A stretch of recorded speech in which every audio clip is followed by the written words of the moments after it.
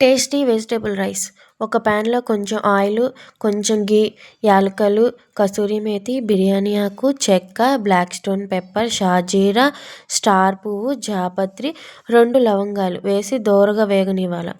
పెద్ద ఉల్లిపాయ ముక్కలు, క్యారెట్, ఆలు, కొంచెం అల్లం వెల్లుల్లి పేస్ట్ వేసి వేగాక పచ్చి బఠానీ, బీట్రూట్, క్యాప్సికమ్, బీన్స్, కొంచెం సాల్ట్ వేసి వేగాక ముందుగానే వేడి నీటిలో వేసి పిండి పక్కన పెట్టిన మిల్లీ మేకర్ను, ధనియాల పొడి, గరం మసాలా పొడిని, కొత్తిమీరను, పెరుగు కూడా వేసి మొత్తం కలపాలి. ఒక 10 నిమిషాలు మగ్గనిచ్చాక రైస్ వేసి రైస్ను మొత్తం కలిపి ఒక 5 నిమిషాలు మగ్గనిచ్చాక సరిపోయినన్ని ఎసరు పోసి నార్మల్ రైస్ లాగానే ఉడకనివ్వాలి.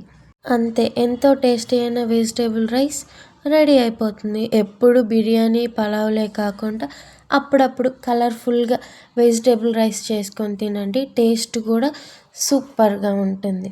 నా వీడియో నచ్చితే కనుక లైక్ చేసి సబ్స్క్రైబ్ చేసుకోండి. సబ్స్క్రైబ్ చేసుకున్న తర్వాత బెల్ బటన్ని ఆన్లో పెట్టుకోండి. అప్పుడు నేను పోస్ట్ చేసిన ప్రతి వీడియో మీకు వస్తుంది. అలాగే మీ ఫ్రెండ్స్ అండ్ ఫ్యామిలీ మెంబర్స్కి కూడా షేర్ చేయండి.